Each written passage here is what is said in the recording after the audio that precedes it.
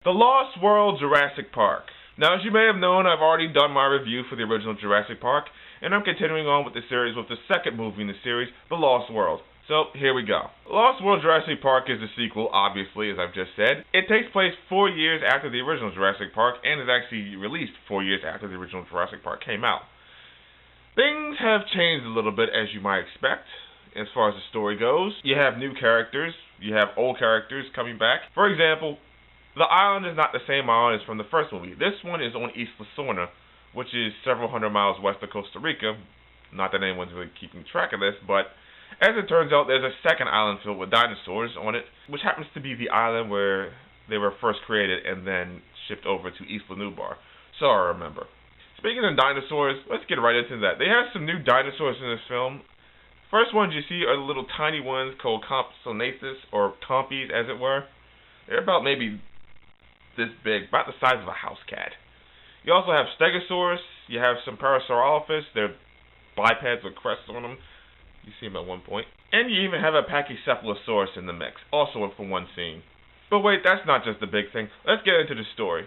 So the story features Dr. Ian Malcolm, played by Jeff Goldblum, once again, him being the main character. And he goes to Dr. Hammond's house, or mansion, and as it finds out, Hammond is not in the best of shape, as it looks to be. He's the one who tells him all the information about the second island, and he says that in order to keep the island open, he needs to have public opinion in the positive amount so that people will see how good things are. And he says get a photo record of everything, so that'll help his case out a little bit. How he gets the photo record? Well, he sends him to go over there. And his girlfriend too, Dr. Sarah Harding, played by Julianne Moore. Which is kind of funny that she went to the island and didn't tell him. I mean, they're girlfriend and boyfriend in this, so maybe she might want to have mentioned that, hey, I'm going over to an island filled with dinosaurs. Be right back. Anyway, let's talk about Sarah Harding a little bit. She's a professional biologist or zoologist, as it were, but within her first 10 minutes of being introduced, doesn't really act like it because she decides it's her best idea to take pictures of dinosaurs and then get very, very, very close, almost touching distance to a baby Stegosaurus, while the parents are nearby. Now, being a professional, you should know that animal mothers are very, very protective of their young, and they will kill an intruder if they see fit, which very well could have happened to her and should have, but it didn't. But hey, well, we can chalk that up as a problem, right? Now, a lot of people have said this film is when things started going downhill because it's just not as good as the first one.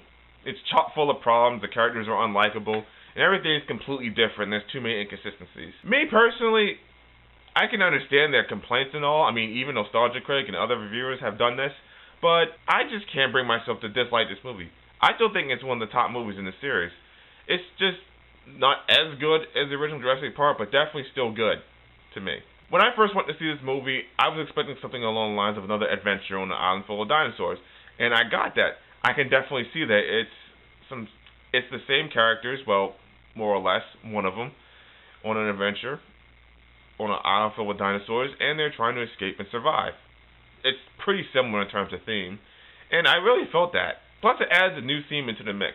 Whereas the first one was about nature and science and whether we should meddle with it or not, this one delves a little bit further into that theme of whether it's ethical to remove animals from their natural habitat, which is what people do in real life.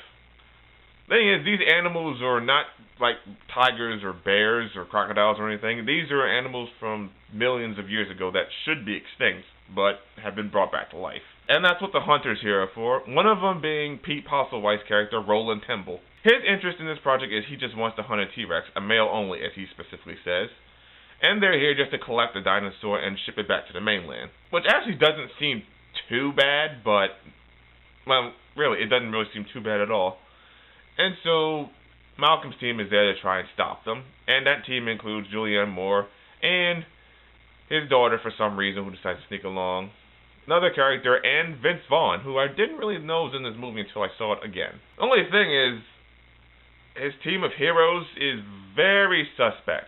I mean, for one thing, they make a lot of stupid decisions in this movie. The first one being, well, Julianne Moore trying to touch a wild animal's baby. Second one being Vince Vaughn taking the T-Rex back to the camp, knowing full well that a male and female T-Rex will come after them, in which they eventually will, and do. and almost kill them. There's also letting the dinosaurs loose in the first place from the camp. Now, granted, they should let them loose because, well, they really shouldn't be taken off the island. At least that's how they see it. But those dinosaurs could have killed everyone on that camp. And them too, for all we know. I mean, those hunters weren't there to hurt them specifically, but they very well could have gotten killed in the process. Which is all a very interesting thing because the hunters end up saving them in the long run after the T-Rex attack. So both parties move together, work together, and try to get off the island. And as you might expect, they run into trouble from the T-Rex, the Velociraptors, and all that stuff, and wouldn't you know it, people get killed and eaten. Now, I definitely like the adventure part, but there's one part that really kind of irks me in this movie. That part being towards the end of the raptor sequence. Ann's daughter decides to kill one of the raptors, or at least distract it, by knocking it off a ledge by using a gymnast trick. Okay.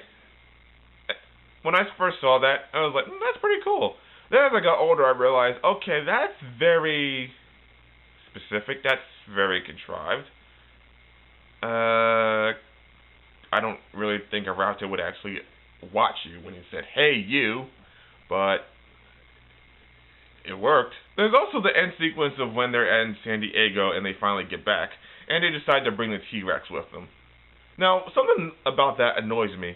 For one thing, when the ship gets to the harbor and crashes through everything, all the crew are dead.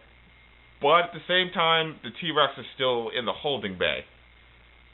So how exactly did the T-Rex kill them all without damaging anything and still get back in there? My theory is that it could have been the raptors who were on board, but they left at the same time afterwards. But then again, shouldn't one have stood aboard them too? Anyway, the T-Rex gets loose to San Diego and they have to try and get it back. And they eventually do.